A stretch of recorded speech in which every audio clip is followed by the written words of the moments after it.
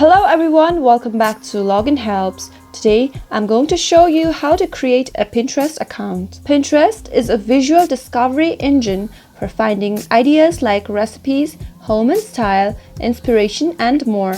With Pinterest, you will find ideas to spark inspiration. When you find pins you love, you can save them to boards and keep your ideas organized and easy to find. To create a new Pinterest account, tap open your Pinterest app. As soon as it opens, you'll see 3 options to work with. To create an account, you'll need to enter your email address first. Enter a valid email and tap on the Continue button. Now tap Continue. On the next page, create a password for your account. Tap on Next. Enter your full name and tap on the Next button. Enter your age and tap Next again.